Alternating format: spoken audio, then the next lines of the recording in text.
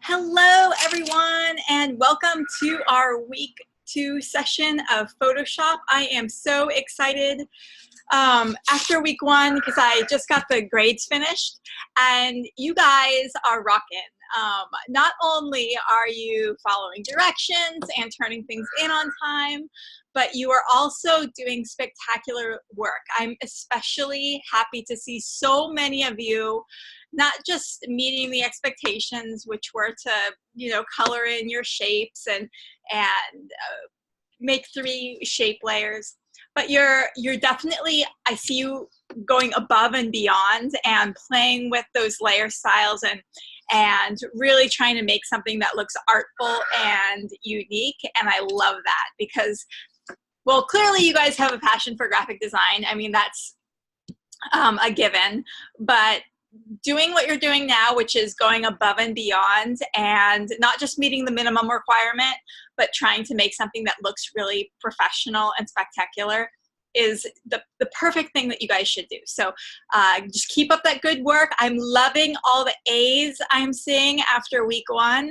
I know you guys are going to continue this momentum forward and continue to get A's in week 2 and 3, and know that I am here for you. I will bend over backwards and do whatever I can to help you maintain your A grade.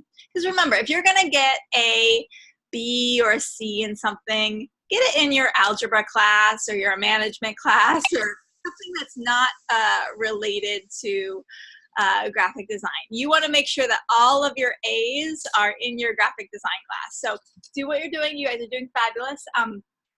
The other thing, because we had a little technical difficulty with some students logging on last class, and also my screen freezing and students' screens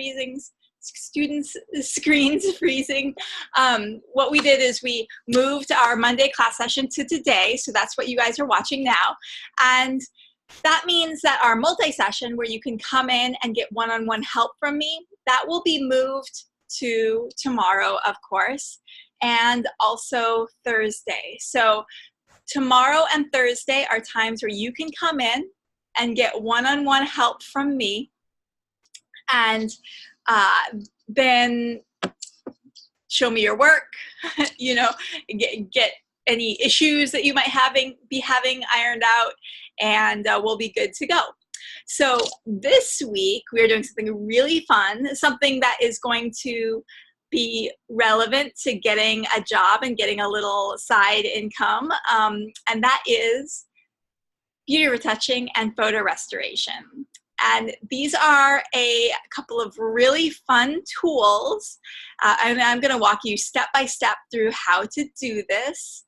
But keep in mind, week 1 was really easy. I know many of you probably finished your assignment in about 5 minutes. Week 2 is going to be a little bit more involved. That's not to say hard. It's just there's a few more tools involved. So you may be feeling a little overconfident after week 1. I want you to just, I know you might be thinking, oh, I got this. This is easy. But continue to take notes. Have that piece of paper and that pen or that pencil by your computer, and be prepared to do just like what you did in week 1, which is write out step 1, do this, step 2, do this, step 3, do this, and every time I tell you a shortcut key, make sure that you write that shortcut key down so that you can commit it to memory. Because remember, if you try to type up your notes, it doesn't go in your brain. You don't learn it. If you just sit back and watch without taking notes at all, or if you watch and do the assignment at the same time, you're never going to remember it all. So actually writing notes, again, scientists, educators have found out this is the way to learn and to get it to stick in your brain. Actually write down notes with your hand on a piece of paper, and then after this class session is over, you look at your notes, you attempt to do the assignment while looking at your notes, and then if you get stuck with something, you can always rewatch the recording that I'm recording right now, and go through that section. And if you still need help, if you still get stuck with something, you can always come to my multi-session tomorrow and Thursday. And then remember, if for whatever reason you're not able to make it to the multi-session, you can always come to the Student Success Center, which is open 6 days a week. And we have many tutors there who are eager and available to help you, okay?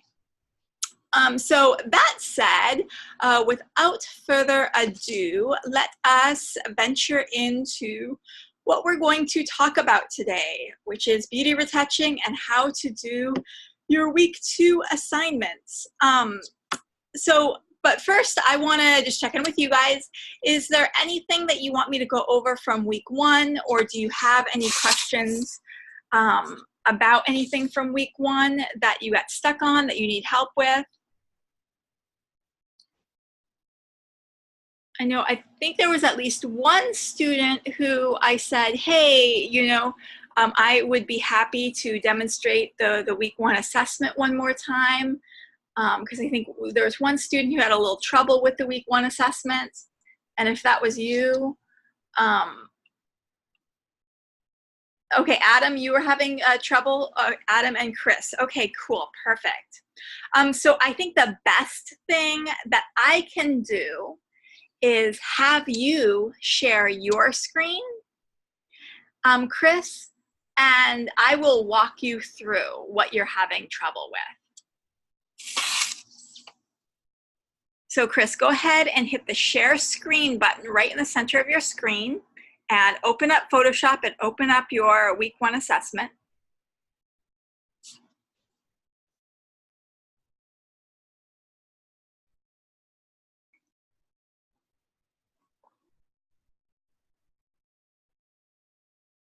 Figure this. I have the Photoshop installed on the Mac, but I don't have my Mac computer turned on right now. Okay, well go ahead and turn your Mac computer on and get logged in on Zoom, and then when you have that all ready, go ahead and hit share screen and I'll be happy to help you. So Adam, what do you need trouble with, or what do you have trouble with? Okay, so you just got Adobe on your computer, Adam, is that right? Yes. So you haven't done the week 1 assignments at all? No, okay. I will be having to put those in late. Okay, cool. So what I would recommend you do is actually watch the week 1 class session first. Have you watched that yet? No, ma'am, because I literally just got it installed an hour and a half ago, and so I'm just trying to get everything caught up, and then I just made it to this class. Perfect. Okay, so what you're going to do is go here to where it says live session, and you're going to click on it, and then you're going to scroll down to where it says lecture 2 from week 1. So it says week 1, lecture 2. You're going to click on that, and you're going to watch that, and that takes you step by step through how to do the assignments. And then if you get stuck with that, come on back, and I'll be happy to help you with anything related to those assignments. Okay, so are you saying I should go ahead and do that now and just skip this class tonight? I would recommend, yeah, because you might get really confused since we're kind of building off what we did in week 1. So I'd recommend watching your week 1 stuff first, and then watching this recording after I post it, after you've done your week 1 assignments. Okay, perfect. Sounds good to me. Okay, cool. Have a good one. Alrighty, so what we're gonna do then, and Chris, at any point, if you are ready to share your screen and get help, let me know. So what we're gonna be talking about today is at least 4 retouching tools, and these are gonna be so useful for you, you guys, because many students like to have a little side income, a little side gig. I'm big with the side gig because it's really smart to diversify your income, right? We'd love to have that one job that pays like super huge amounts of money, but chances are those jobs are few and far between. So a really good strategy in life is to have a bunch of little side jobs. And that way, if one side job goes away, you can easily pick up another side job. Whereas if all of your income is coming from one place and you lose that job, you're like, oh no, you know, it becomes really bad. So, and sometimes, you know, having one big salary job and then several like little side jobs are good. And so a lot of students, while they're in school, they like to pick up these graphic design side jobs, and they like to, you know, host a Fiverr, you know, storefront on Fiverr.com, or go on elance.com. And in fact, just after the first week, I had a student say that, now it's called Upwork. A student say that they got a gig designing a logo on Upwork. So you guys now, you know the basics. You can make your vector graphics, you can make your raster graphics. So there is nothing stopping you from going out there and getting a little side income doing graphic design work. And one of the easiest ways to get a little side income is doing beauty retouching on people's social media pictures, on people's images that they're using for their company. And you know, you can host a Fiverr.com storefront, and for $5 you will retouch someone's images. So we're going to learn 4 tools that you can use for retouching and restoring photographs. And we are going to be using adjustment layers as well, which is going to be really, really fun. We kind of talked about adjustment layers in week 1 to adjust the coloring of a photo or image. And we're going to also discuss techniques for creating images. So adding to an image, colorizing an image, and then recreating an image. That means you'll have a photo that has a hole in it, and you will have to fill in that hole. You'll have to recreate the image to fill it in using, we'll use Clone Stamp to do that. Okay, so that is kind of an overview of what we're going to be talking about today, and then I'll dive into doing your assignments. But an important reminder, since we are now halfway through with the class, we're at that midpoint.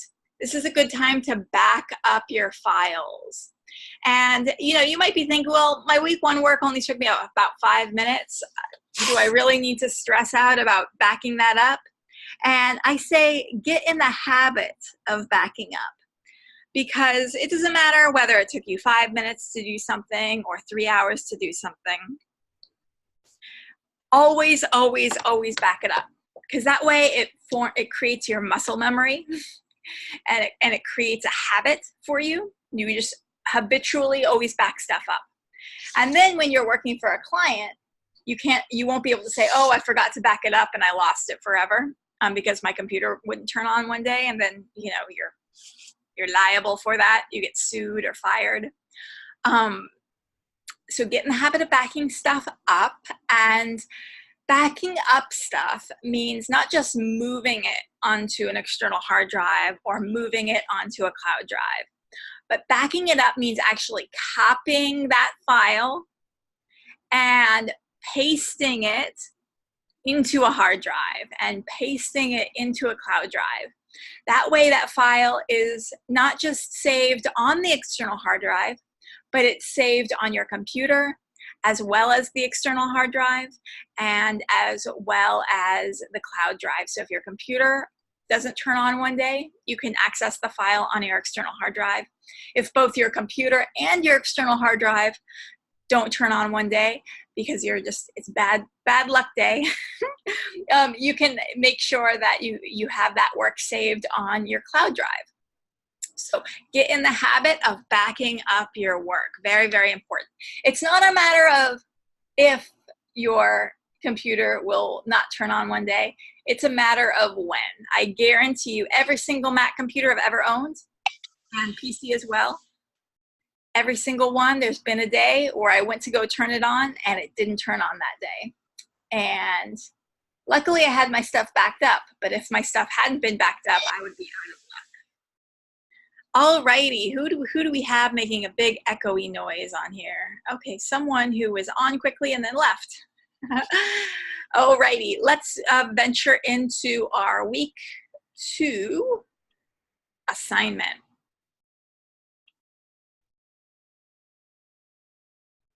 So you have 4 images here. 1, 2, 3, 4.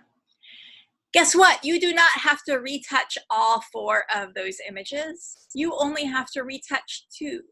And I will certainly try to get to demonstrating all 4, but chances are probably not going to have enough time for all 4 of them. But I did retouch all 4 of them in our pre-recorded lecture. So if you are super, super eager to find out how to retouch the dog picture or the cat picture, go ahead and watch my pre-recorded lecture where I demonstrate how to do that. But what we're going to do first is just click and download these, and these are going to, just the way a Mac computer usually works is it's going to open those images in preview first. And so you can just close down preview after it's done downloading these. And then we are going to open these images in Photoshop.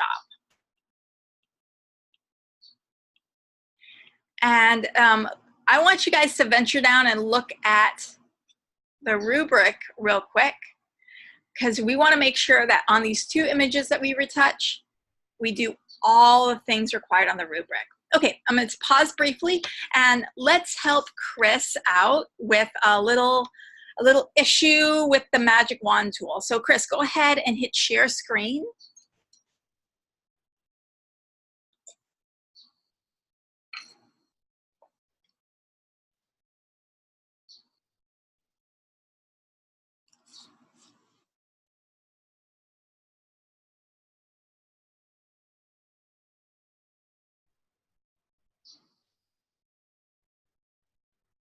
Do you see the little share screen button? And then just go ahead and click desktop. So Chris, do you see here in the Zoom meeting, there is a button right in the center of your screen that says share? Yeah, go ahead and click that. It's saying host disabled attendees screen sharing. Really? Because I didn't. Hold on a second. Oh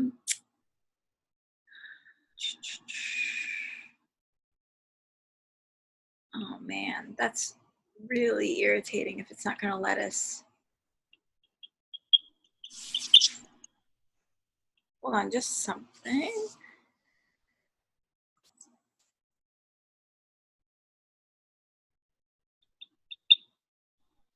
Oh no, sorry, I hit the wrong button. I'm going to do this. I'm going to make you a co-host. Okay. Okay, and now let's see if you can hit the share screen button now. All right. And which one do I click? Desktop, show your whole desktop. Okay.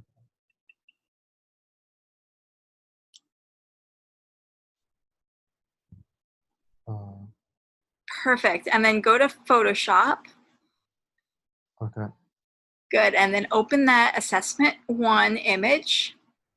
Let's go to the one that's not colored. That'll be a lot easier. Oh, okay, so it's okay. We can open up whatever one is available. It looks like you might have deleted those. That's why it can't be found. I think I moved it. That's probably why. Assessment. This one, right? Sure. Okay, so now what we want to do is let's delete all of those ellipse and rectangle layers real quick. Okay. And just click on them and hit the delete button on your keyboard. Uh-oh.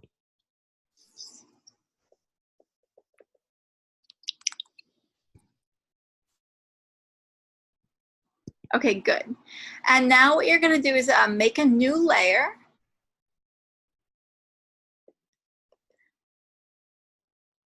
Good, and then drag layer 1 underneath layer 0. Good. And now what you're going to do is click on layer 0 to select it. Then go to your Magic Wand tool. Yep. And then let's zoom in a little bit closer, so hit Command +. And go ahead and click on the inside of one of those shapes. I kept doing this last So, time. yeah, you click the line. So let's hit Command D. And let's actually go up to the top of the screen, make sure contiguous is selected. This one? Yep. And now let's click inside one of those little shapes. Perfect. And now let's click inside of another shape just so that we can see that you can select multiple shapes. Good. And now what you're going to do is go down to layer 1. All right. Layer 1. And then hit G for your paint bucket. And then click on the inside of those selections. All right. Perfect. And now you're going to hit Command D to deselect. And then you're going to go up to layer 0 again. And then you're going to hit the magic wand tool. And then select a few more shapes.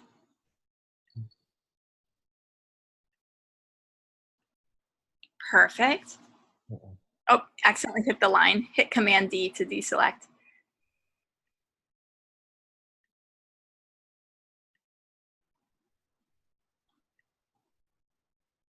Good. And now go down to layer 1. And then hit your paint bucket tool.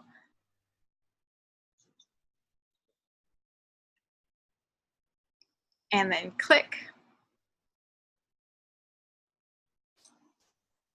And ta-da, see that's the process. All right. Okay. I think it's because I didn't have this checked last time. Yeah, I think so too. That's an easy thing to overlook. All right. Anything else I can help you with? That was pretty much it. Okay, perfect. All right. Thank you. Have a good one. All right. Thank you. You too. How do I get back to it?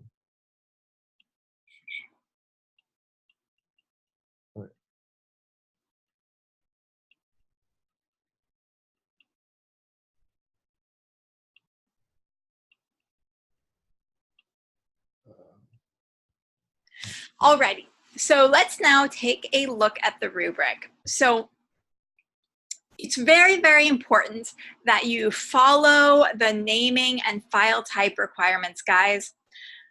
Especially week 1, because it's so easy, I hate to take off points.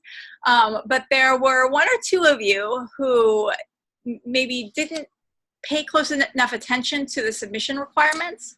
And you might have turned in a Photoshop document, a PSD file, without turning in the JPEG and lost 5 points. So make sure this time around you follow the submission requirements. And yes, it's asking you to save the PSD, but it's not asking you to turn it in.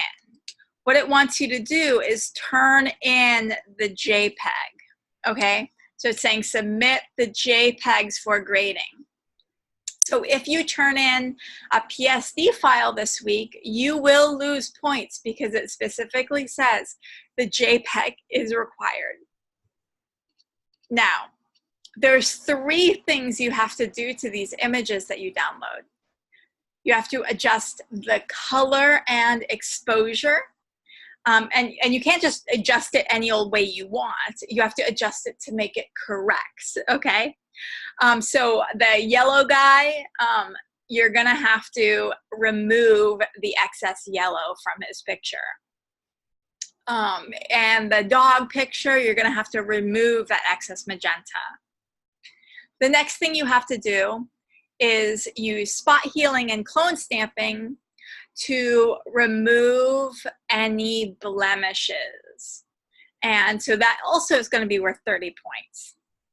And then you can use a third tool of your choice, okay? And I'm going to be showing you a variety of other tools. So there's 3 things that you have to do, and those 3 things all grouped together are worth 90 points.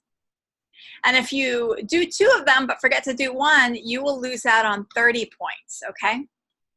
And the last section of the rubric is making sure that you did retouch 2 pictures, and that's worth 25 points. So of course, if you only retouch 1, you're going to lose quite a few points there. Okay, so those are the requirements. I definitely strongly want to encourage you all to please check out the benchmark examples. Those are, you know, that's a really great place to go if you are trying to figure out what exactly the final project should look like. So if you go ahead and click on like sample 1 or sample 2, you can see a quality work, right? You can get a good idea of what the finished product should look like.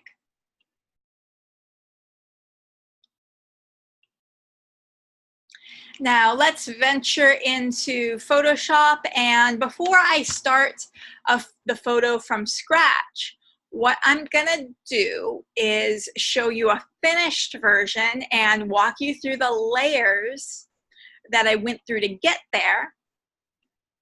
And then I will show you step by step from scratch, okay?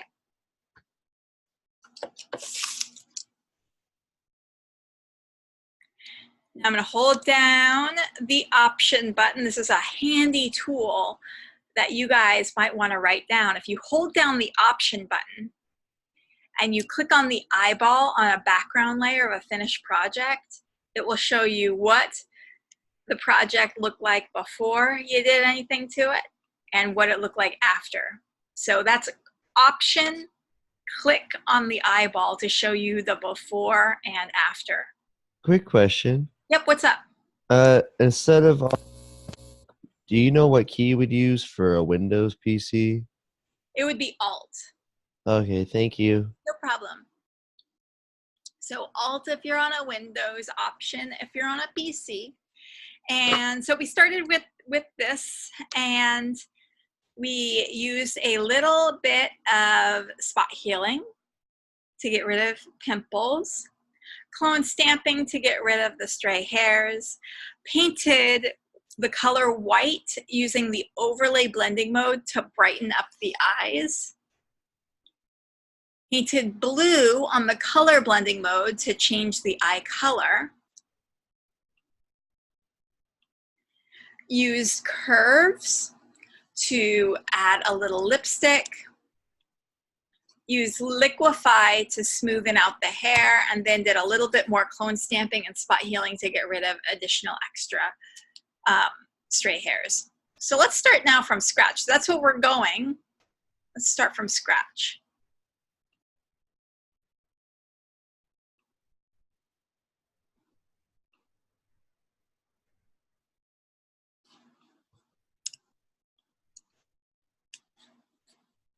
And notice I didn't make a new file. I think I really need to demonstrate that again. I'm not going file new to make a new project and then bring the photo into a new project. What I'm doing is I'm going to file open. This is what you guys should do. Make a note of this in your notes, guys. It's really important, and be sure to circle it. Don't make a new file. Do not make a new file. Rather, go to File, Open,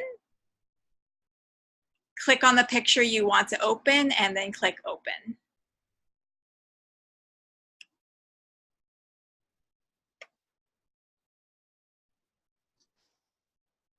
Now, some other shortcut keys that are going to be really, really useful for you.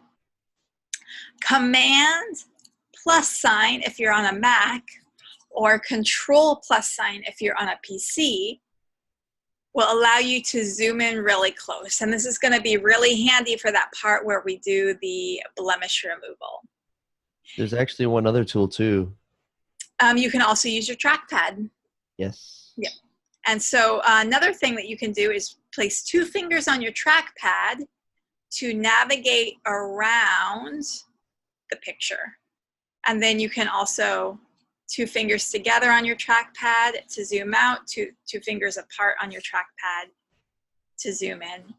And then you can also hold down if you don't have a trackpad and you just have a mouse, you can hold down the space bar And then you can click and drag with your mouse to navigate around the picture, okay? Really, really important shortcut keys for you guys to write down. Command or Control plus minus, space bar to navigate around, okay? Next, every change we make to this project is going to be on a separate layer. This is called non-destructive editing. And what we're gonna do to make a new layer, you guys learned in week 1, is Shift Command N. Shift Command N or Shift Control N if you're on a PC. Next, I'm gonna venture over here to our tool panel, and we are looking for the Spot Healing Brush tool. And the Spot Healing Brush tool is roommates with the regular healing brush tool, which looks like a little band-aid. And also roommates with the patch tool, the content aware move tool, and the red eye tool. So if you see any of these other tools on a button, you're like, oh no, where is my, I don't see a spot healing tool. Oh no, maybe I don't have a spot healing tool. Oh no, maybe my Photoshop is completely different from everyone else's Photoshop. It's not, they look different, but they're all the same. What you'll do is you'll click and hold, and then the Spot Healing Brush tool pops up, and it looks like a little band-aid with kind of a circular dotted shape behind it. Now, another really, really important shortcut key that you guys are gonna wanna write down in your notes, very, very important, is the brackets located next to the letter P. So the left bracket shrinks your brush size down, and the right bracket makes your brush size bigger. So the brackets that I'm talking about are the square brackets that are located next to the letter P on your keyboard. And they kind of look like a box that's not really finished.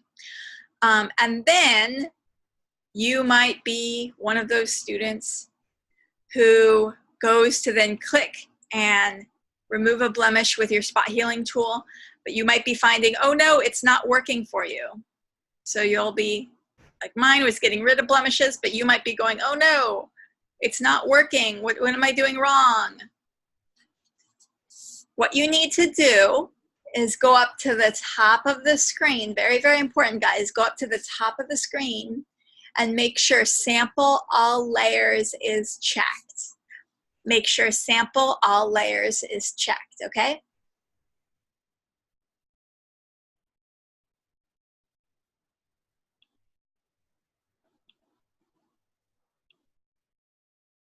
And now, this is the tedious part. You're gonna go around the picture and you're going to remove pimples. And, you know, I think things like this, like a freckle, I don't think you have to remove. I think it gives the person character, but I think removing pimples is really important. Now see what's happening here? I'm going and I'm trying to get rid of that little makeup spot, and I'm just adding some of her eyebrow there, and that's a big old mistake, right? That's starting to look really, really bad. And the reason that's happening is because I'm using proximity match rather than content aware. Both are different algorithms and will resample the image in a different way. Content aware will give us sometimes a little bit of a better result, but it's ever so slightly blurrier. Now, if you're going around and you're noticing that you're getting, instead of something looking nice and smooth, it starts to look bad, blotchy or blurry, and you know, you go to get rid of something and it just ends up looking blurry and bad. Remember, you can always fix something with the eraser tool. And what's the shortcut key for the eraser? It's the letter E. So let's say you're going along and you do a big mistake. Ah, that didn't look like a big mistake. Well, there's kind of a mistake. It's kind of blurry there, but you guys can hardly see that. Let's do something like this. There we go. That looks kind of bad. And what we're gonna do is hit E for erase. And then with our eraser, just erase where we made that mistake. And then go back to the letter J, which is the clone stamp tool, okay? So if you make a mistake, erase. And then after going through and doing all of your retouching and getting rid of your blemishes,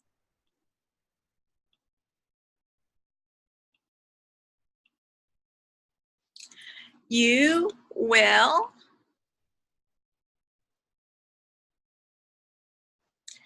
turn that little eyeball on and off and make sure that your image looks better than it did before.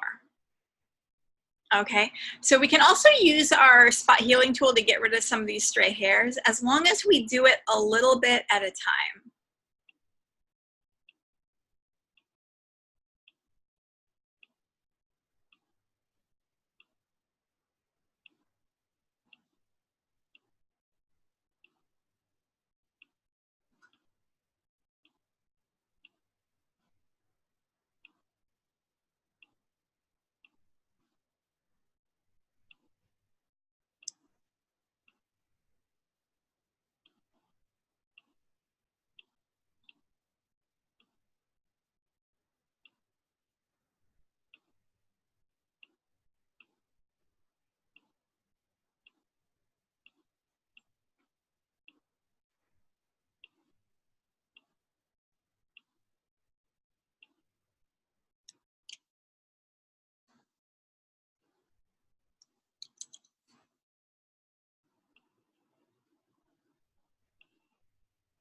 Okay, you guys will definitely want to spend maybe a good 20 minutes working on this. I don't want to bore you guys to death though. So I'm going to move on to the next step, which is going to be adjusting the lighting on her and to help make the overall image a little bit more appealing. So again, I'm just going to get rid of this stray hair just by using spot healing a little bit at a time.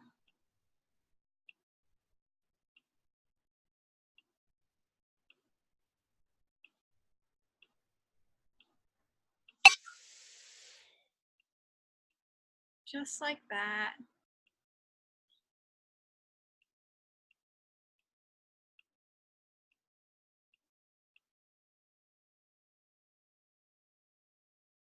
Alrighty, so the next step, oh, I remember we have to do a little before and after. So I'm gonna click on that little eyeball right there, and we're gonna go before, and we're gonna go after.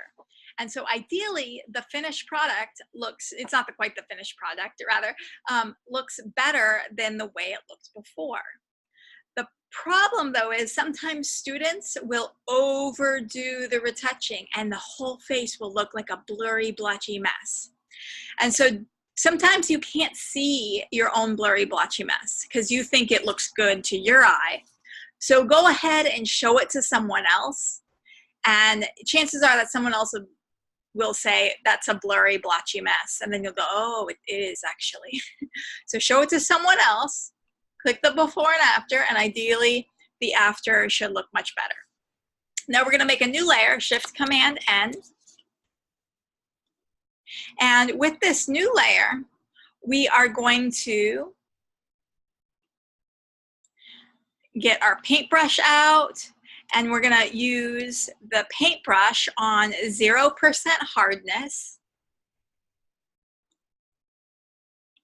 And we're gonna resize the paintbrush using the exact same shortcut key that we learned just a few seconds ago, which is the brackets located next to the letter P. So left bracket makes your brush smaller, right bracket makes your brush bigger. And so I'm gonna make my brush a little bit larger than her forehead. So you can see the approximate size of my brush right now. And I'm going to put white on my brush, and it needs to be absolute pure white. So to do that, I am going to hit the letter D on my keyboard, just D by itself, not Command, not Control, just the letter D. And then I'm gonna hit the letter X on my keyboard. And you can see now my foreground color is now white. See what D does, and this is something important you guys wanna write down. What D does is it resets your foreground and background color to the default. What X does is it toggles between black and white. So if the default has black at the top, you just hit X and then it moves white to the top. And so I'm going to do something that's going to look really, really strange for half a second. I'm going to paint over her face with this big soft brush. I'm going to try and avoid her eyes. I'm just going to make a big swoop over her face, over her nose, and just a little bit down by her chin there. And I know that looks really, really strange right now, but watch what we're doing. I am now going to change the blending mode, which is this menu right here. Right now, my blending mode says normal. So see this drop-down menu in the layer panel that says normal? I'm going to change it from normal to soft light. From normal to soft light. And right now it's still a little bit too bright, but here we have the eyeball next to our soft light layer, before, after. And so what this does is it tones down the shadows on her face. But the thing is, right now she looks like a vampire. She looks like way, way, way, way too white. So we are gonna lower the opacity. See, we don't wanna lighten her skin. We don't wanna make her look like she's like a ghost. We want to just calm down the shadows. So I'm going to drag my slider into about 20%. And here is the little eyeball tool. So before and after. Before and after. And I can maybe just brighten it up just a little bit. And so what we're going for is the idea that her face is the focal point, and our eye will go to her face because it's high contrast, it's bright in her dark hair, so it makes like a target for our eyes. And it also softens those shadows so they don't quite look so severe.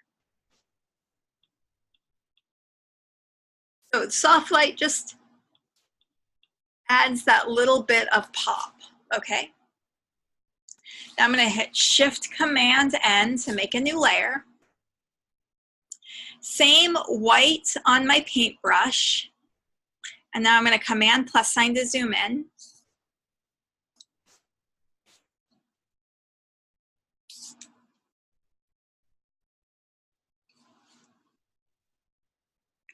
And now with my paintbrush,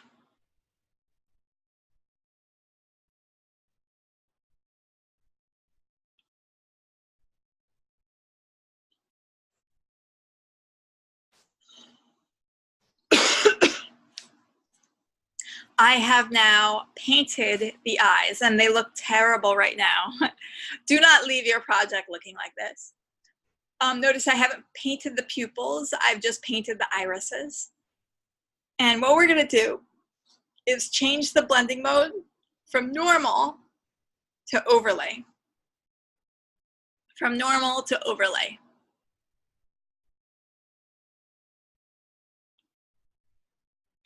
Now her eyes look a little bit scary. So before, after. Her eyes look like they're glowing, and no eyes really look like that in real life. So what we're gonna do is tone down that effect, and we're gonna lower the opacity.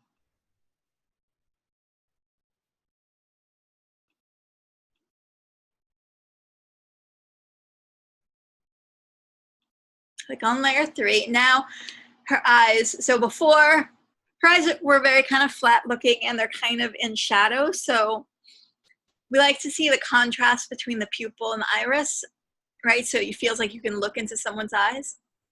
By adding just that little light, it adds a little bit of dimension and helps to make the eyes more of the focal point. Helps to bring them to life a little bit more. And now I'm gonna make a new layer, Shift Command N. And on this new layer, same paintbrush, but I'm gonna select a color. You know, in my demo, I did blue. How about we'll do purple? So I'm gonna give her purple eyes. And so just like we did with the white,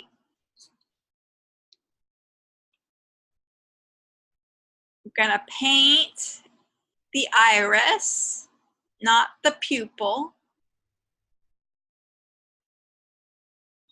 And then we're gonna go over here to our blending modes. At the top of the layer panel. And right now the blending mode says normal, and I'm gonna change it to color.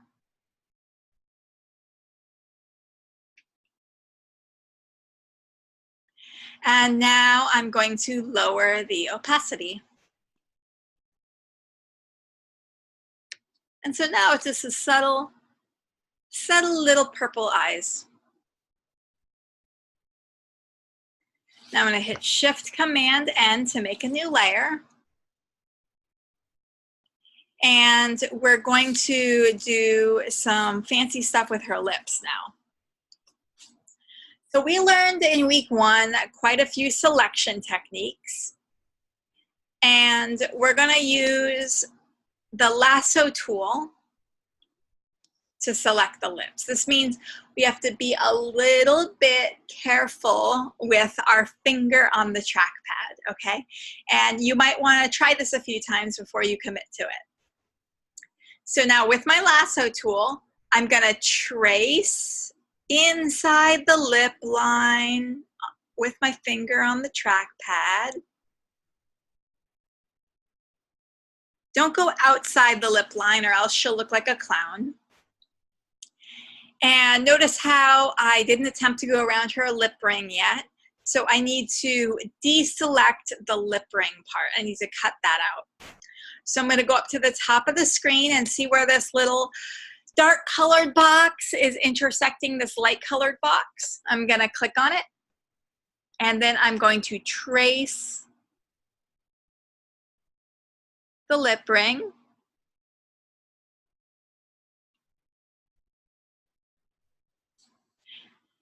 And see, now I've deselected that lip ring. This is for the assignment.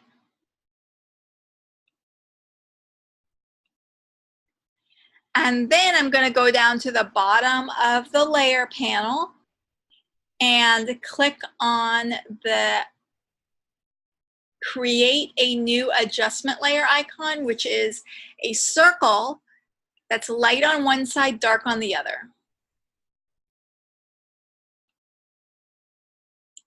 And then I'm going to click on curves.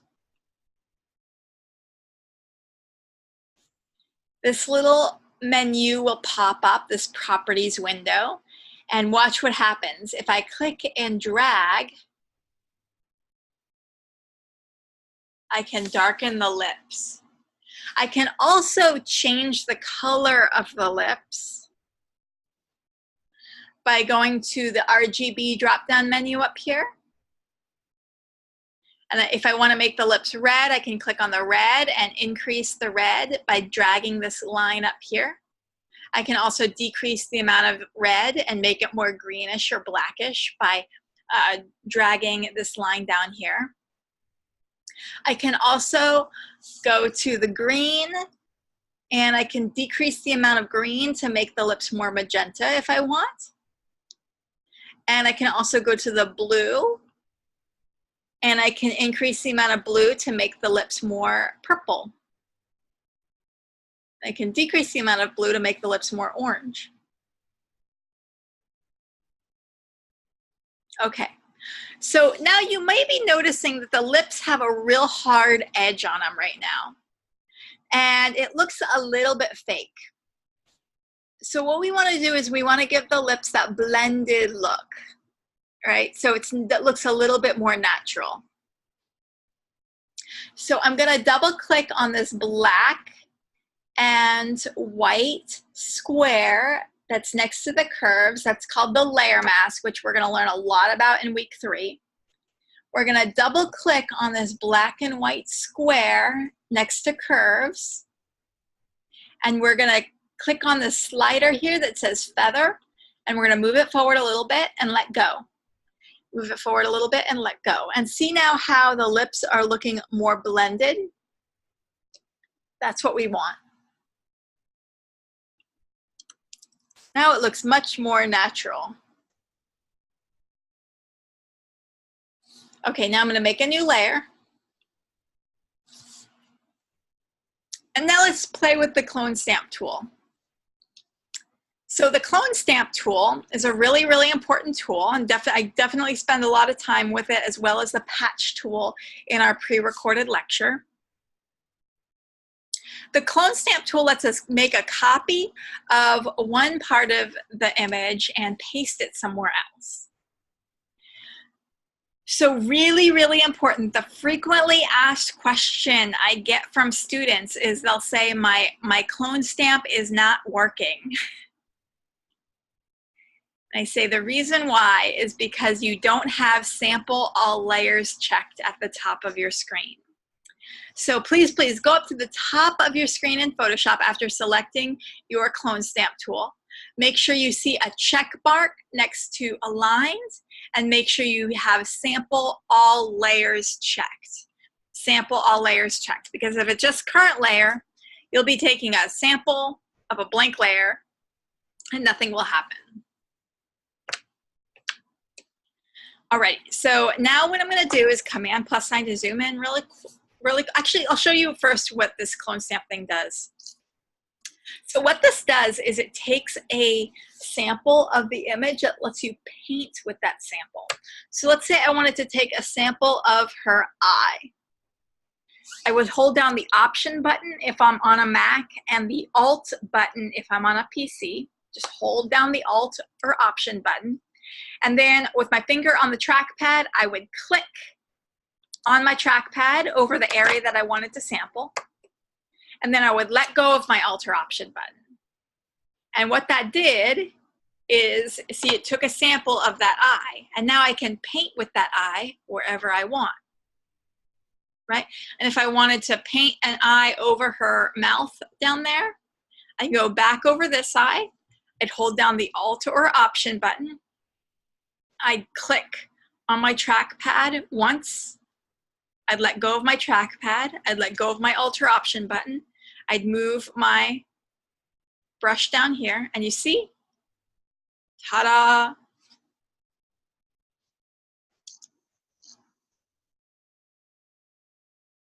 Now, of course, I just hit the delete button, by the way.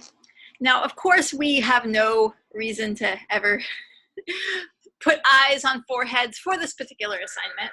So what we're going to do is use the clone stamp tool to fix her eyebrows. So I'm going to make a new layer, Shift Command N to make a new layer. And you guys should definitely be writing this down, because these are a lot of steps.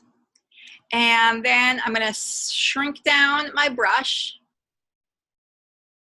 I am going to hold down the Alt or Option button above my eyebrow.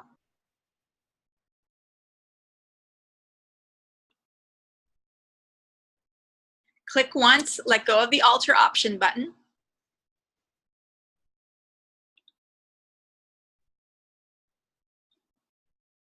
And then paint.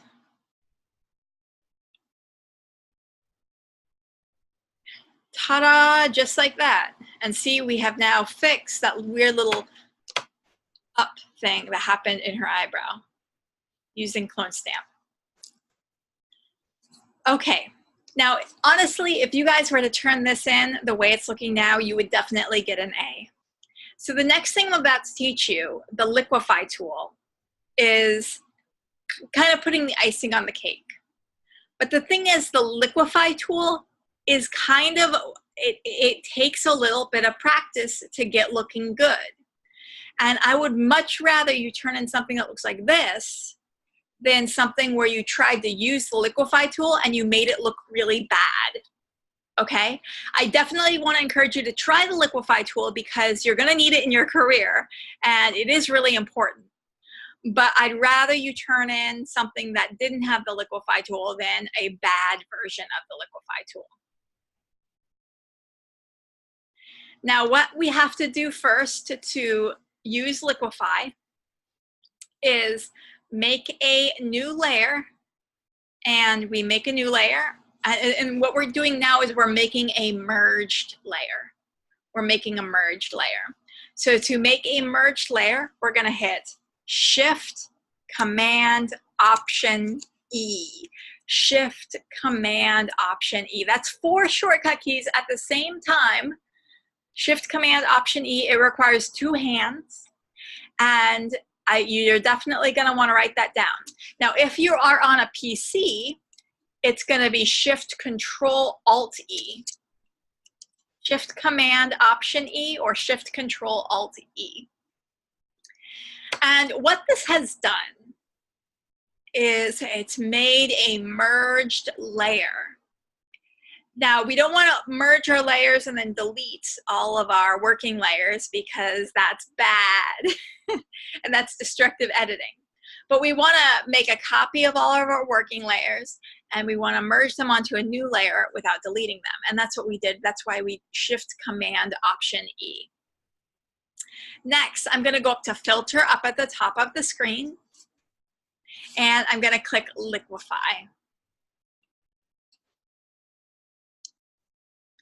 And what we're going to do is help to make her hair look less scraggly.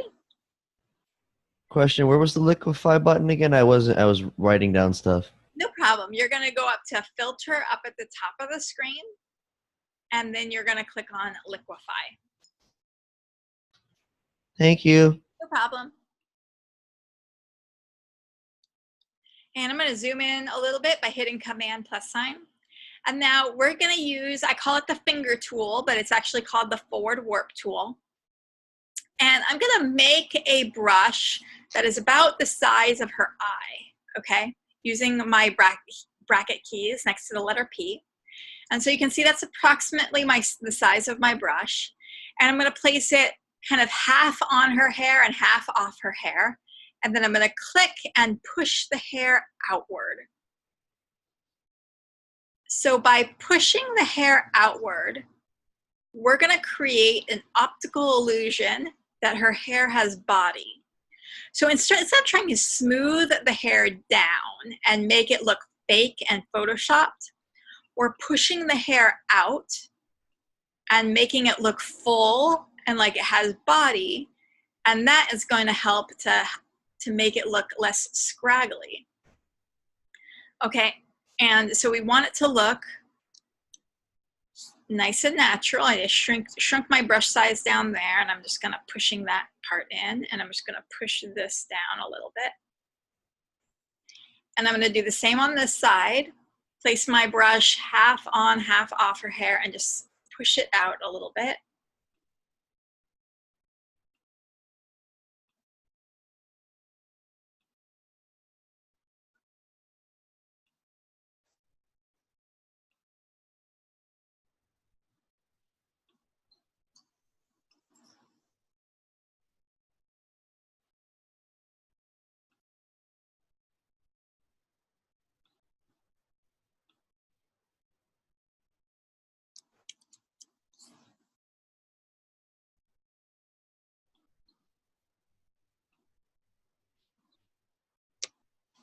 Like so. And then I'm going to click OK. And remember, every time you do something, you want to hit the before and after. So I'm going to click on that little eyeball, before and after. And now this is a good time to look at the complete project from start to finish. So I'm going to move my cursor over the eyeball next to the background layer. And then I'm going to hold down the Alt or Option button. And I'm going to click on that eyeball. And before, super scraggly, not so great looking. And after. Ta-da! Now, remember, we are turning in JPEGs, but that doesn't mean we don't have to save the PSD, because we always want to save and back up our Photoshop documents so that we can edit them and work on them later if our client wants changes made, or if when it comes time for your capstone class, you want to apply new things that you've learned to this project. So I'm going to go to File, Save As, and let's go ahead and make a little folder on my desktop. New folder, and I'll call this DES104 week 2. And we're not going to save a Photoshop PDF, we're going to save a regular Photoshop document. And we are going to call this DES104 underscore week 2 underscore your name. I'm going to save that. Remember, we are not turning in the PSD file. Do not turn in the PSD file. We are going to be turning in the JPEG. So to save the JPEG, we're going to go to File, Export, Save for Web, File, Export, Save for Web.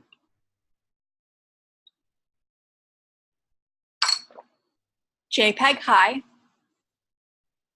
So make sure it says JPEG here, not GIF.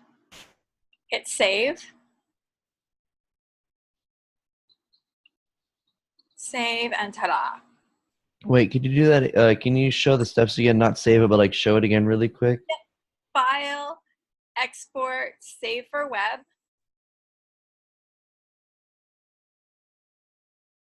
JPEG high.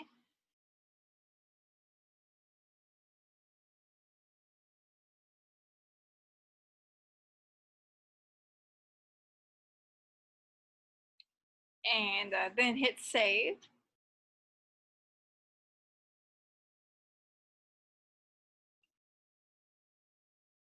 Then hit Save again. Ta-da! Any questions or any part of this you want me to do again? I'm going to go into image 2 next.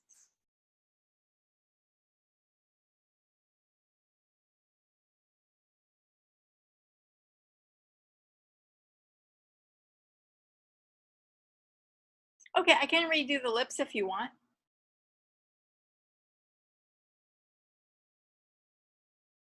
And Cole, let me know if you need the number for Canvas tech support, because I can give you that phone number so they can help you with your HTTP error if you have it. Oh, here, I'll just pull it up really quick right now. So we're gonna go to image, we're gonna go home, open.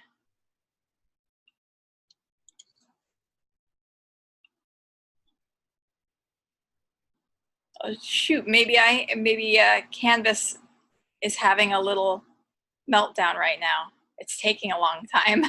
Okay, so there's the help desk and the phone number for the help desk or the IT support is right there. So I'm just pasting that into the chat there for you. Okay, so I'm gonna redo the lips just so you guys got that part down. So I'm going to venture over here to our lasso tool over in the tool panel. Remember, the lasso tool is roommates with a couple other tools. So if you see this tool showing up and you don't see the lasso tool, just click on that tool and then the lasso tool will show up. And I'm just going to be on the standard make a new selection option, which is the gray box up there by itself. And now I'm going to trace inside the lips with my lasso tool. Trying to keep my finger steady on the trackpad, but also stay inside the lip line so she doesn't look like a clown. Next, I need to subtract this lip ring.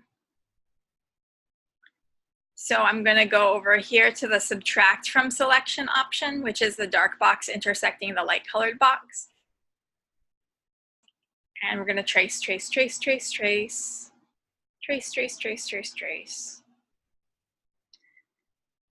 And there the lip ring is subtracted from the lips. Now I'm going to venture down to the circle that's light on one side, dark on the other.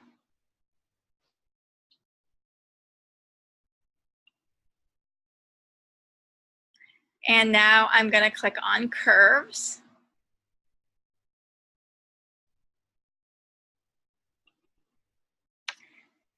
And now the super easy do it and call it done thing you can do is just click on this line here and drag it down and call it good.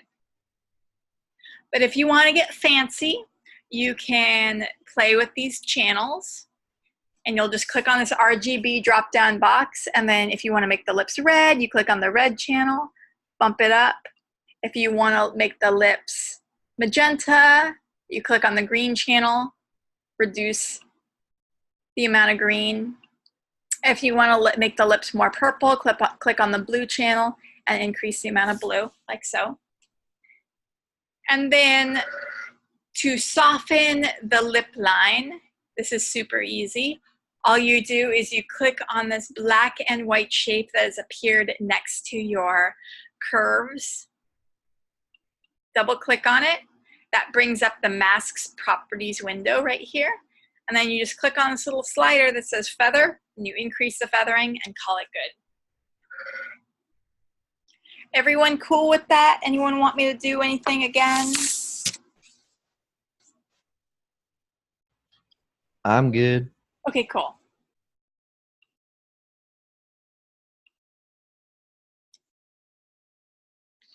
All right, so with this guy, just looking at this picture before we start anything, what can you tell me is wrong with it? It's too what? Too bright Not bright. or What's too wrong? dark? What's wrong with the color? Oh, it's too yellow. Yeah, too yellow. So what we're gonna do is we're gonna click on the circle that's light on one side, dark on the other. And we're gonna click on color balance.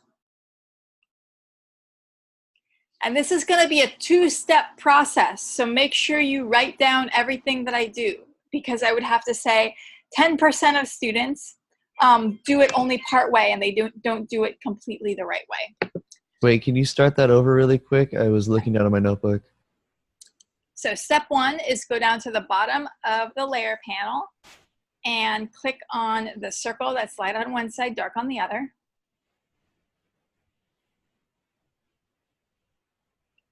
And then you're going to click on color balance. And then this little properties window pops up. And then all you have to do is drag the slider away from yellow all the way into blue as far as it will go. And now in doing that, we see that there's actually a lot of red in this picture as well that has showed up once we got rid of that excess yellow. So now we're going to go to the red slider, and we're going to drag it a little ways into cyan. Okay. Right about there. And now we're looking at it, we're still seeing there's so much yellow. The thing is, the reason why there's still yellow is because a lot of the yellow is not in the mid-tones, which is what we're working on right now, but it's in the highlights. So we are going to drag our slider one more time once we are in the highlights from the drop-down menu. We're going to drag our slider all the way from yellow into blue. Now we can see there's still a lot of red showing up here. So we're going to drag our slider away from red and just partly into cyan. Not so much that it makes the picture blue, but just enough so that white back there, instead of being pink, it's now nice and white. And now I'm going to hit this X to make this go away. Okay, so let's see the before and after. Before, see how very flat it looked and very yellow. After, we got rid of all that excess yellow using color balance. So notice it's a two-step process. You have to get rid of the yellow and the red in the mid-tones first, and then you have to get rid of the yellow and the red in the highlights.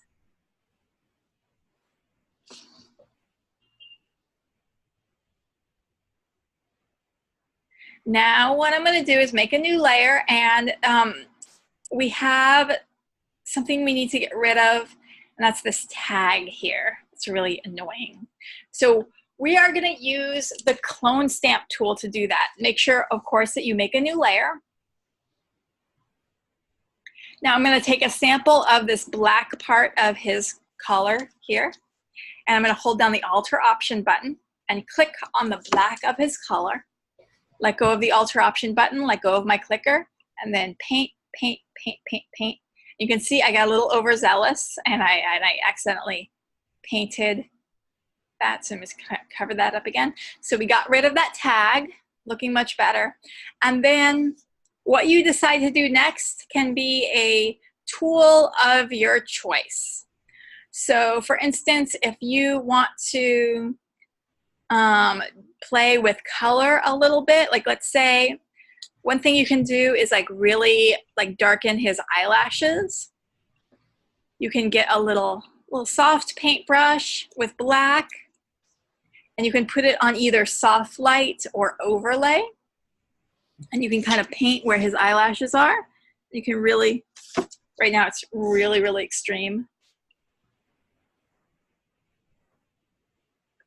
Right, and then you can lower the opacity, give him a little eyeliner. Yep, what's your question? There is a lot of difference between the blending modes. I go into depth on the blending modes, I believe, in week 2, in the pre-recorded session, either for week 2 or week 3. But the ones that you're going to use most often, let's see the little before and after. Before, after, or after. So we can also, do a little shaping on his eyebrows if that's what you want to do. So what we can do is we can darken his eyebrows in the arches. And then we can use our clone stamp to get rid of it. So right now I'm using overlay on a real low opacity.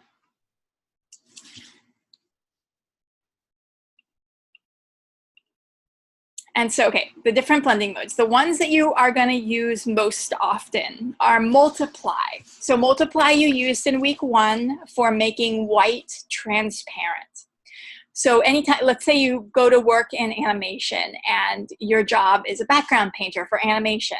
You're going to be getting the layouts, the backgrounds of cartoons in black and white ink. And then you will scan those and you will bring them into Photoshop and you will put that black and white ink on multiply and then color underneath those line layers to colorize them. Another blending mode you're going to use a lot of is screen, which is the opposite of multiply, and screen makes white opaque and black transparent. So let's say you've taken a photograph of a really bright object, like a light or a lightsaber, against a black background. You can then bring that photograph into Photoshop and put it on screen mode to composite that lightsaber or that whatever, that lightning bolt or whatever light object you have that's on a black background. No, for the green screen, you would use a completely different tool, which is called the color range selector to get rid of it, the green background. Overlay is good for adding texture. So it will add texture to the midtones and the highlights. So if you have a piece of paper and you want to put a paper texture over your design, you'd put it on overlay. Soft light is what you'd use for, like I'm doing now, like adjusting the lighting and retouching project. Hard light is like overlay, but it makes the texture show up in the highlights and the shadows as well. And then color colorizes an image. So if you want to colorize something, you would use the color blending mode. And those are the ones I use most often. But you definitely watch our pre-recorded session because I go super in depth onto what each of those do. Okay, so yeah, if you wanted to then, you know, do a little clone stamping and like shape his eyebrows a little bit, you are welcome to. So all I do with my clone stamp is hold down the alter option button, click on the skin under his eyes. Actually, I'm gonna have to click on the skin, alter option, click. See how I can shape his eyebrows like that. So this is one thing that you are welcome to play with.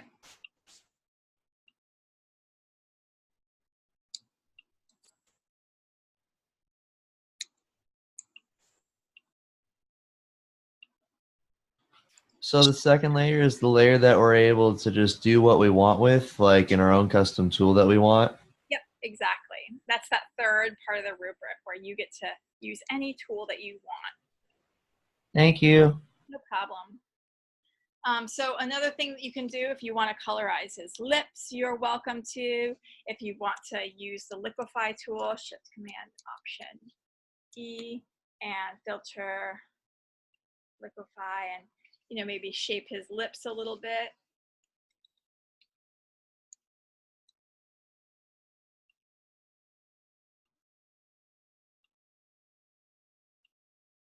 So you are welcome to do that as well. Just showing, feel free to be creative, you guys.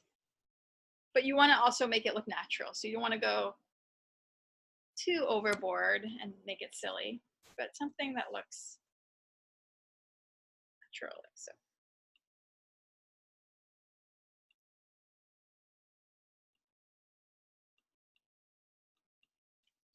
Okay.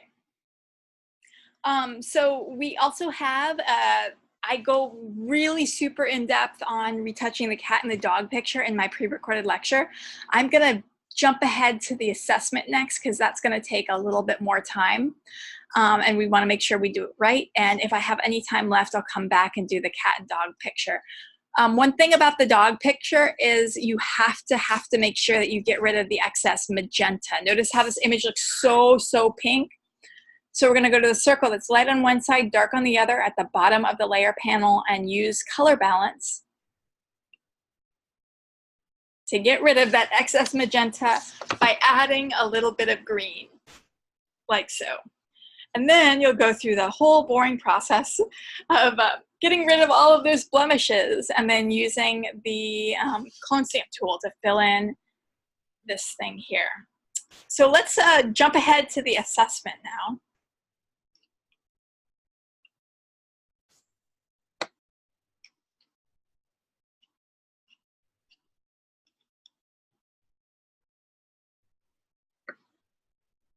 And I'm going to click on the assessment link, the assessment image here. And of course, it will open in preview first, which is not helpful. Exit out of preview. And just like we did for our retouching pictures, we're not going to make a new file. We're not going to make a new file. We are just going to open this directly in Photoshop.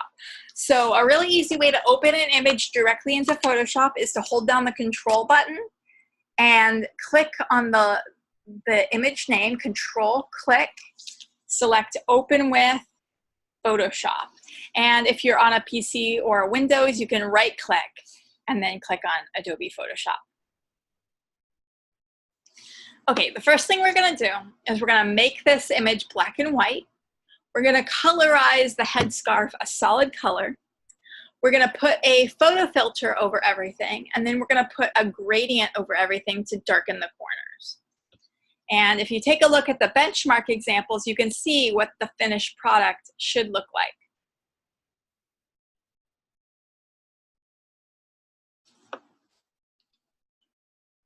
Just like that, okay? So let's do this. Step one, we are going to go to the circle that's light on one side, dark on the other. And we're gonna go to black and white. And in the black and white properties window, you can play with what you want your black and white image to look like. So if you want it to be very kind of high contrast and sort of low-key lighting, you can take this red slider, and as we move the red towards the blacks, it will make all the red color in this image really, really dark. And it can kind of make a really interesting kind of glossy looking picture. If you want everything to be a little bit more brighter and lighter, you can do something like this. And you can play with any of these sliders you want and really kind of change the way the image looks. So whatever looks best to you, that's what you're going to do.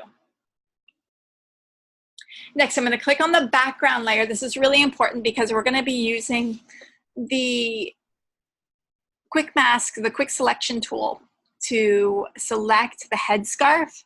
And it's going to be a lot easier if you're on the background layer to select this. So I'm going to click on the background layer. And then I'm going to go to the quick selection tool, which looks like a little paintbrush with kind of a dotted circle behind it. So I'm going to click on that. And I'm just going to click on the standard make a regular selection option up at the top of the screen, the paintbrush that doesn't have a plus sign next to it. And I'm going to increase and decrease the size of my brush using the bracket keys.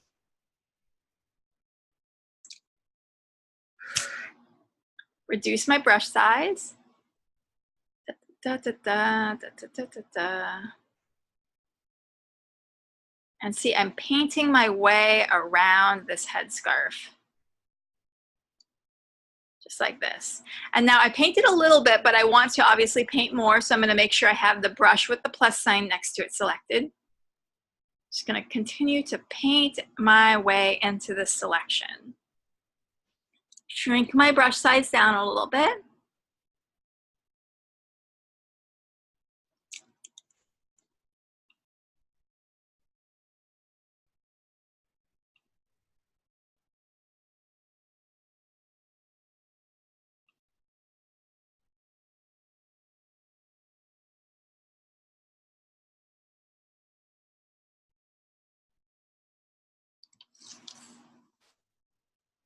Beautiful. Okay, now what we're going to do, we have a pretty good selection.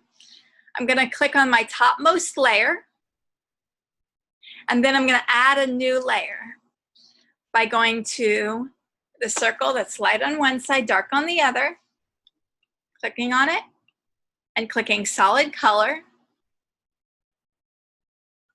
and click any color I want, and click OK. So we may be noticing as soon as we put the solid color on here, we can see where we made some mistakes or we didn't get all the selections in.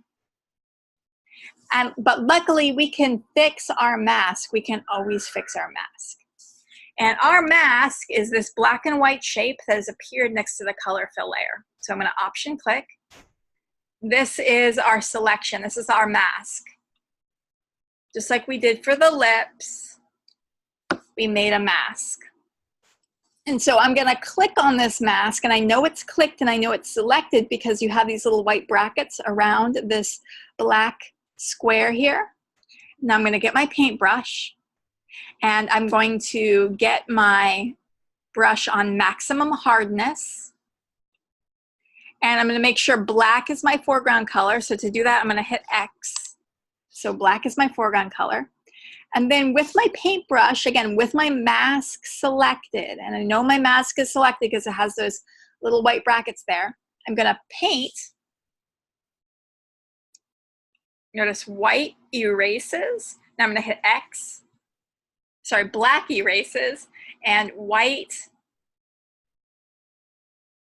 is covering up. So I can fix those holes simply by painting white on my layer mask. See, watch. I go like that, and this is what my layer mask looks like that. So if I hit X and I paint that away, option click, this is what I'm painting away. See, so this is how the layer mask works. It's like a stencil. It allows us to erase that color layer. Now, of course, we're not going to leave this like this. This looks terrible. We have to use a blending mode in order to make this red color blend with the picture. So we're going to go up to the drop-down menu up above the layer panel. And right now my drop-down menu is on normal. And I'm going to scroll all the way down to color, color. And so now we have colorized that headscarf to a solid red color. Okay? So we're halfway done. Next, we're going to use a photo filter to give a tint to this overall picture, okay? So I'm going to go to the circle that's light on one side, dark on the other.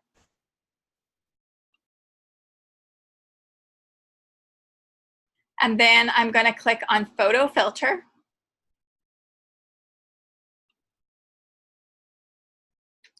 And certainly you can leave it like this, but I'm going to ask you all to do me a favor. Make the photo filter really extreme. So move this density slider all the way this way. That way I can tell that you did the photo filter. Because if you don't make it extreme, I can't tell that it's there, and I might accidentally not give you credit for it. So make it extreme. You're welcome to choose any of the photo filter options that you want. Right? Have fun with it. Does it have to be that high, or could it go even higher, like to 100, as extreme as you want? Yeah, you can make it all the way up to 100 if you want. Just as long as it's noticeable? Yeah, I just want to be able to see it, because some people have it like so subtle, and I'm like, I can't tell it's there, you know. So Okay, thank you. make it there. The last thing you want to do is put a gradient on it to make what's called a vignette, to make the corners dark. And specifically, when I look at this and I'm grading, I look at this hand, and I want to see this hand really dark. So what you do is you go to the circle that's light on one side, dark on the other. And do not get confused, guys. Pay attention. There's gradient, which is the second one down, and there's gradient map. Do not use gradient map. Use gradient, okay? So I want everyone to write in your notes gradient and circle that. And below gradient, I want you to write gradient map and put an X through it. Do not use gradient map, use gradient. And now you are going to use the black and white gradient, which is the third option here.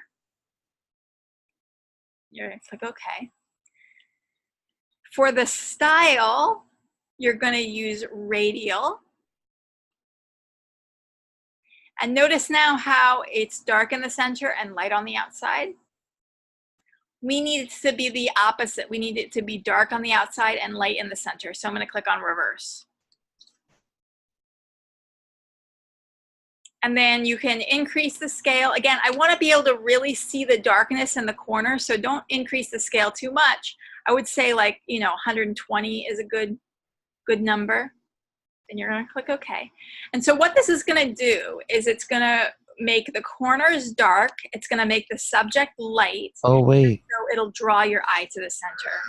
Could you open that little menu again? I was on the radial portion.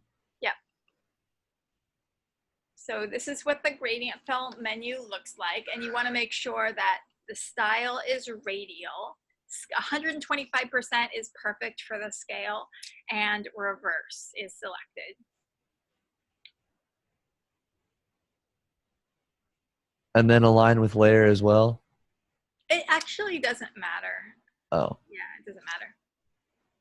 Okay, thank you. No problem. Okay, now, of course, we now need to see the subject, because the subject is now not showing. So I'm going to go to that wonderful blending mode that we learned about in week 1, multiply, which makes white transparent and black opaque. And so I'm going to click on the normal drop-down menu, and I'm going to scroll down to multiply, and I'm going to click, and ta-da! And so this is what I'm looking at when I'm looking at the JPEGs that are in the grade book. I like to see, does the face have more contrast than the hand? And if I see the hand like nice and dark like this, then I know, yes, they used the gradient map, the gradient fill. But if it's not, but I notice the whole image is kind of high contrast, I'm like, oh, I think they used the gradient map instead of the gradient fill, and that's why it's not working. So before, after. So what that gradient does is it focuses the attention right on the center, which is really nice. And what you're going to be turning in is a JPEG. And you're going to be saving the Photoshop document for your own records. And sometimes with students, like sometimes I can't tell if you used a photo filter or if you used a gradient. So if I'm looking at it and I'm not sure, I will ask you to send me the PSD so I can see. And here's the thing, guys. If I were you, I would take a screenshot of my screen right now, because this has the exact order that your layers need to be in. And you can see background is the first layer, black and white is the second layer, color fill is the third, photo filter, and then gradient fill. So if it's stacked in this order, you're doing okay. If it's stacked in another order, you're going to have problems. For instance, if your color fill layer is underneath your black and white layer, you're going to have a bad time. Yeah. Like, I can't see it. For instance, or if your photo filter is under your black and white layer, I can't see it, right? So the order that things go in is going to be really important. So I'm going to drag. So it has to be in this order.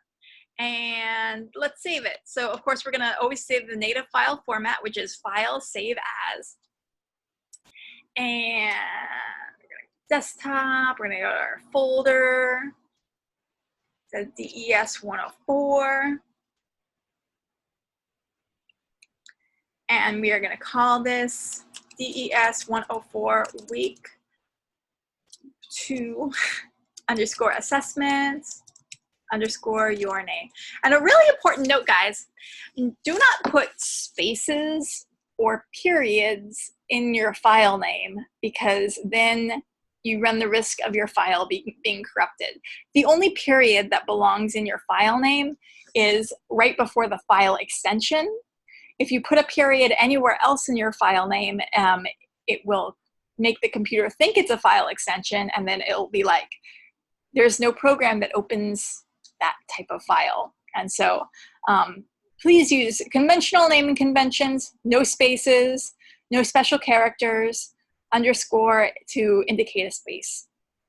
Okay, so that is the Photoshop document. Now what we're gonna do is save the JPEG. And we save the JPEG by going to File, Export, Save for Web, JPEG High,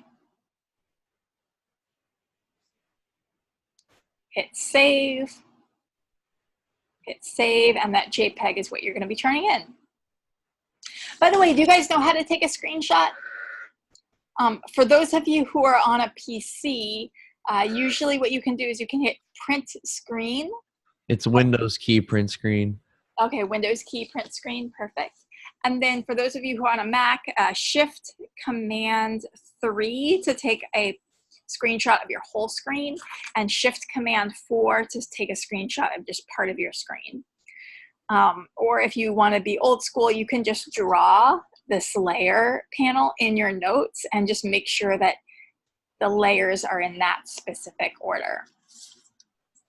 Okay. Now, let's review some really, really important notes about retouching. And I kind of touched on these as we started our lecture, but they're going to make more sense now that you know what we're doing.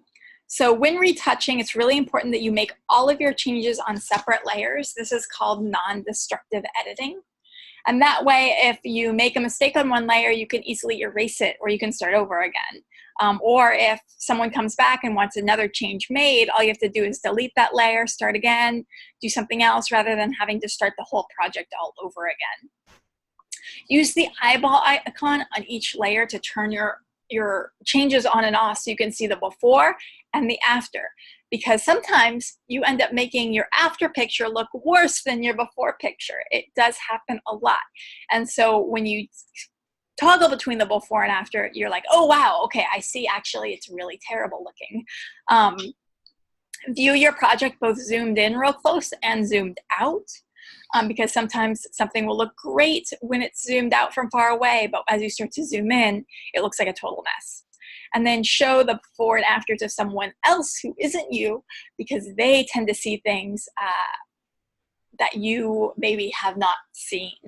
And then for color correction, when you're trying to determine if there's too much of one color in a photo, look at the highlights, that's the bright parts of the picture, and look at the shadows, that's the dark parts of the picture.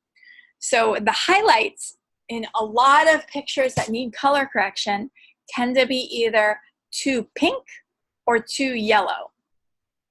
And especially if you watch my pre-recorded lecture, I show you the before and after of different photos after they've been retouched.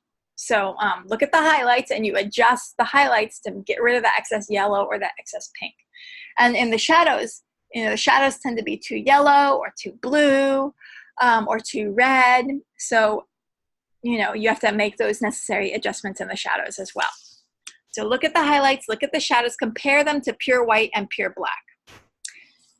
So these are the main tools that we've learned today: spot healing and clone stamp, adjustment layers, and blending modes. Those are the main 4 that you're going to use all the time in life. And then if you are interested in learning about the healing brush and the patch tool, I dive deep and go in depth on those in our pre-recorded lecture. Adjustment layers. This is another thing I go really in depth on in the pre-recorded lecture.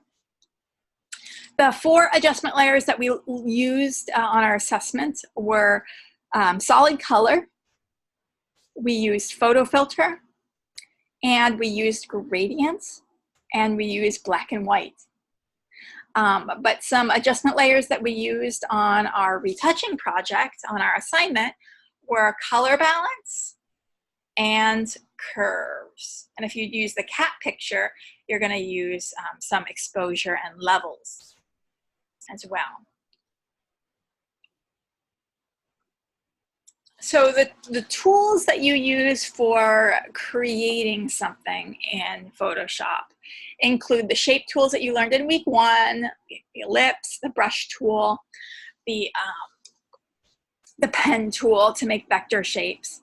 But to recreate, that means to take something in a picture and then like copy it, to fill in an area or to correct an area, are the tools like spot healing, clone stamp, and the patch tool. Now, your discussion this week is all about you finding an image that's been photoshopped and giving us your best guess as to how that was made and what tools were used. And I can understand that you may be thinking, oh gosh, but I've only had a week and a half of Photoshop. How can I possibly know what was used to make certain Photoshop images? You don't have to get it right, right? You can make a good guess just using the tools that you have learned so far, right? So looking at this, you can see, okay, well, clearly there was a photo of a bear. So that was put in, first. Well, actually, probably put in second because the background was put in first. And then there were some photos of glaciers. And so then photos of glaciers were put in over the bear. And then water, so they needed some water, and they put in the water back there. And then some oil rigs, they composited that in there, and then some fire, and maybe the brush tool was used to create the smoke, right? So those might be some smart guesses that you might make when looking at a photoshopped image.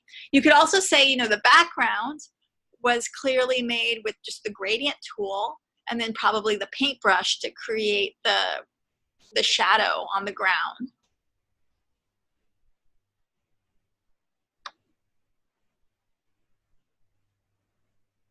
And don't worry, Cole, I'm introverted too, but it's part of, you know, life as an introvert in working, is you have to just get over your introvertedness and do what you got to do. What are the citation references for this week that we have to do by chance? Yeah, so you have to have a quote of some sort that supports your point. So just like in standard college essay writing, you're gonna make some hypotheses and you're gonna guess at what was used and then find a quote that supports your hypothesis. So you might find a quote from like the Adobe help page that explains what the gradient tool does. And so you could say, I think the gradient tool was used in this image. The gradient tool, according to Adobe, it is a tool that da-da-da-da-da-da-da. And then, as you can see in this image, there is a clear gradation in color from light to dark, etc. Now, what are some good places to look for photoshopped images just to even use in your discussion? I would recommend the designinspiration.com, the designinspiration.com.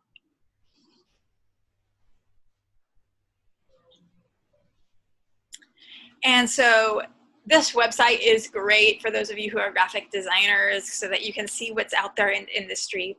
But if you scroll down, there is a section on creative photos. And find one that's clearly been photoshopped like this one.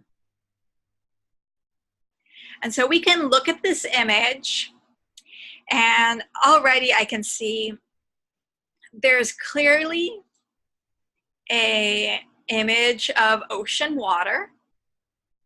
There's clearly an image of a sunset. There's clearly, you know, image of dirt for each of these little spots here. There's images of grass, tree, a girl holding an umbrella, barrel, clock, camels, Egypt, pyramids. So these are all separate photos that have been brought in.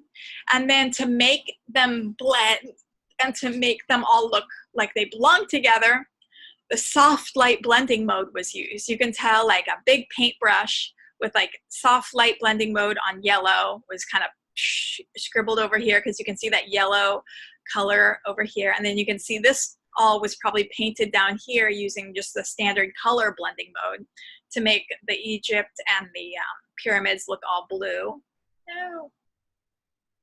And you know, some color, some shading was painted on here, right? Some more soft light was painted on these edges here. So give it your best guess. It doesn't have to be right. And scroll through these and really specifically look at things that definitely were photoshopped.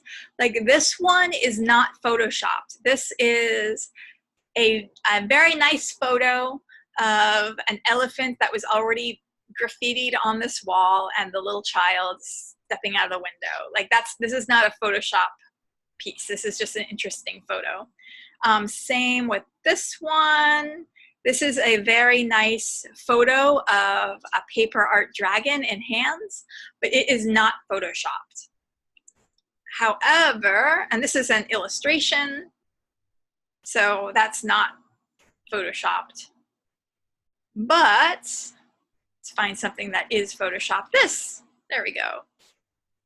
This is Photoshop. And in fact, if you were to do a YouTube search for the dispersion, how to do the dispersion effect in Photoshop, you'd find a tutorial that will show you how to do that. So sometimes YouTube tutorials might be the way to go. Oh, and this is a nice little, this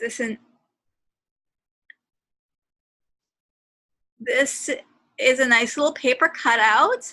I think though the little birds were probably photoshopped in there. And maybe this was scribbled down here. Okay, let's take a look at some professional Photoshop work and have people explain to us how it was done. I think that's the best way to learn.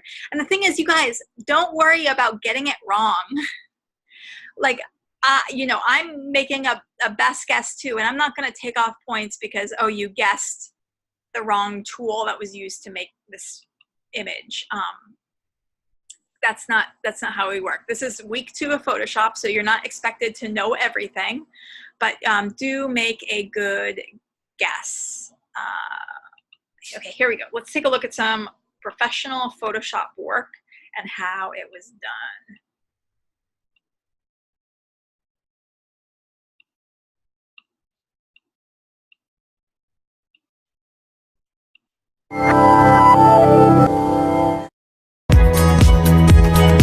The word Photoshop is often used like, oh, you can just Photoshop that with the click of a button. And it's not true. It's really not true. Photoshop is such an amazing tool. It changed the whole photography world. Online culture would be a lot more boring if there weren't editing tools like Photoshop.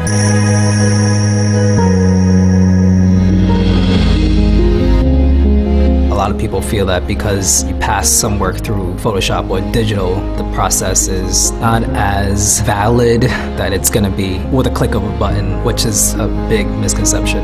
I feel like I do draw traditionally, but I just do it on the computer. Photoshop, there's nothing you can't create with it, especially nowadays. It's just like learning any program. I feel it's definitely important to experiment for yourself. Just go crazy with it. I think a lot of my work is fantasy, but photorealistic. It's that floating world image, and people seem to be drawn to that. Usually a production company or advertising company would approach me and they would give me 1 or 2 images to work with as a start. With the Paul McCartney one, it was just him on stage in a black background. So I would have to take him and make an interesting illustration with it. I'd say typically 50 layers is normal, if not more. I'd say that would be the base. It's not just layers of random elements. You gotta have color balancing, and then you have to adjust levels. Just everything and anything could be a layer. 10, 15 years ago, I definitely wouldn't be able to create images like what I do today. I've talked to traditional artists before, and a lot of them are just kind of stubborn in trying it, or they feel like there'll be a cop-out if they do, and I don't agree with that. It's really no different than a regular traditional brush. It's just how you want to use it. Before the digital age, we used to retouch prints, nags, hectachromes. Everything was made with hands. Now everything can be Photoshopped. So editors, they put a lot of work on the post-production. The first thing is I start with a basic shaping. Make sure the body, face, the hair, the finger, the hands, the feet looks pretty good to the eye. Then I work my way in to do some details in the skin, blotches, zits, bags and wrinkles, red eyes, crossing flying hairs. I mean, I can go on and on. A good retouching job, obviously, is when you don't see it's retouched. There's still some quality into it, some luminosity, some shadow, it's still alive. This is a site called Photoshop Disaster. People are just retouching without the eye of the retoucher or the eye of the photographer. There's poor quality. You don't have any structure left. We're really bombarded with pictures of glamour and perfectness. It seems like perfection has to be the norm, and it's pretty sad. I do believe those images impact our definition of beauty, but the trend changes and the beauty keeps changing over time. There's a saying, beauty is in the eye of the beholder, which I believe is true. I think we can separate between like the commercial beauty and the artistic beauty. Photoshop has evolved along with remix culture in a very interesting way. It's become a dominant way to be able to illustrate their sense of humor or what they find is funny, what their ethics are. And images are much easier to spread than a blog post. Sometimes Photoshop memes can be a very simple way of communicating, but other times I think they can be quite deep and complicated. Casually Pepper Spray Cop, for example, was a meme that originated from this photograph of a police officer who was pepper spraying some Occupy protesters on campus. And a lot of people use this meme to make a statement about police brutality or to publicly humiliate Lieutenant John Pike. There's a really recent Photoshop meme called Thumbs and Ammo, in which movie stills having an actor holding a gun has the gun replaced with a thumbs up hand signal. And this one actually requires some very significant Photoshop abilities. And some people have said that it's an interesting way to make a statement about gun control or have an anti-gun sentiment. I'd say Photoshop has been empowering for people. It gives them the ability to humble celebrities like Beyonce's unflattering photos or politicians. And previously, people didn't really have such a way to get their voice heard in these regards. So these tools have really helped users to be able to interact with media and change it into whatever way they want.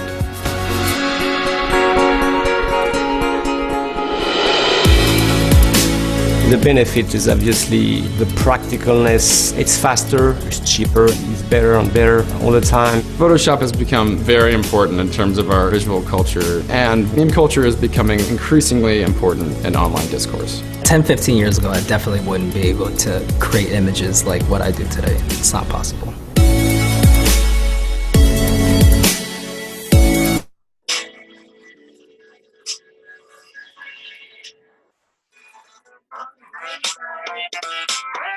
I'm gonna leave this open to answer any questions if you all have any. If not, you are free to go, and thank you so much for coming to class, and I'm really looking forward to seeing the amazing work that you're going to do this week. By the way, Miss Heath, Oh yeah, what's up? you mentioned at the beginning that someone had an Upwork freelance thing. That was me. Oh, good for you. Congratulations. I wish I had, I'm going to have to get an applause wave file or MP4 file so that every time someone announces they got a job, like I go, like. I can send you one if you want. I know, I'm sure I can find one on YouTube. And then next class, be sure to announce it, and then I'll have a little MP4 that plays of like applause. All right. Well, I'm off to my public speaking communications class. Have a good day, everyone. Have a good one. Thanks so much.